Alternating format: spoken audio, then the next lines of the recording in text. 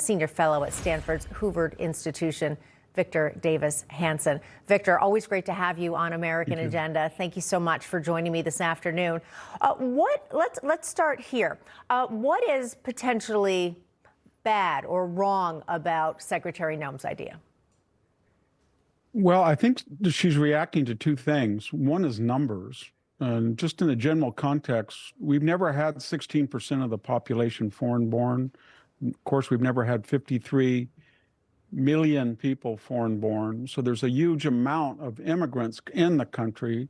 We've had, and we're very generous. We have 1 million people on green cards. We have 1 million students on student visas, and we have 1 million legal immigrants, and then we have of general categories, and we've had under the Biden administration 2 million illegal immigrants for 4 years. So this has never happened in American history, not even in the great Irish or Eastern European diasporas of the early 20th and late 19th centuries. So we're in new territory. Then there's these incidents keep happening. And what do I mean by that? There's a Somali fraud in Minnesota. There's the Afghan shooting. There's the pro-Hamas demonstrations. There's the ICE violence against ICE, many by immigrants waving the flag of the country they don't want to go back to and burning the flag of the country they insist on staying in. We have a lot of anti-Semitism on campus that's fueled by people from the Middle East on student visas. So when you have the numbers and then you have immigrants who seem to come here without appreciation that they have left their former land and they want to become Americans first and their tribal affiliations second, and that's not happening. At least that's the general, and part of it is our fault because we don't have a civic education program. We don't have any efforts to acculturate, assimilate, and integrate people from very, very different cultures. And it's a task when there's so many of them.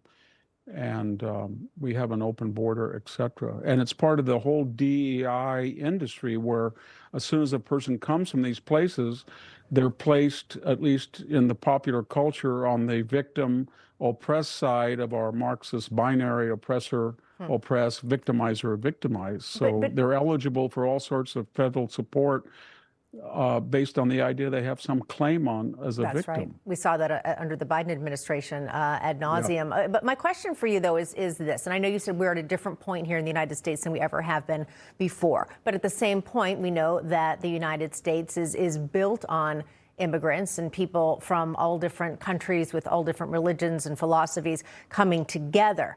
But are you saying that what is different now is where people once came seeking a better life to join a country that they would go on to love, now we have bad actors coming in with a very different agenda? It sounds like that's what you're saying. But then my question on top of that is, but what about people, say, from those same countries who generally do want to come here, I'll say, for the right reasons? How do you manage that?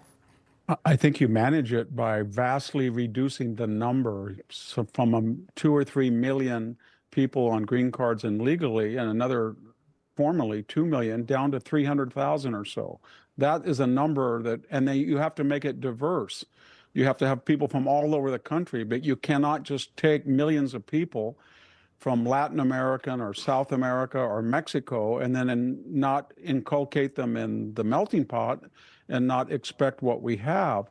But more importantly, when you look at the Somali community and you look at the Afghan refugees and you look at the people protesting on campus and the anti-Semitism, and you see almost every day you have a problem here in California with truck drivers. There's 40,000 people were issued licenses that could not read or write English or speak English. So you get the impression that it's completely out of control, and the people who are coming, their primary objective is not, I really appreciate the fact that this country let me in. It's superior. I voted with my feet. De facto, I preferred the American culture and civilization over on my own, or I wouldn't have come, and therefore I want to integrate fully into it. More of it's, I'm here, I now romanticize my past homeland. I think it was better. I'm quoting. And America is bad. What America stands for is bad. But I want all this free stuff for an ineloquent way of saying it. Victor, we're out of time. But again, I really appreciate your insight. Information. Truth is freedom. Is Newsmax. It's real news for real people.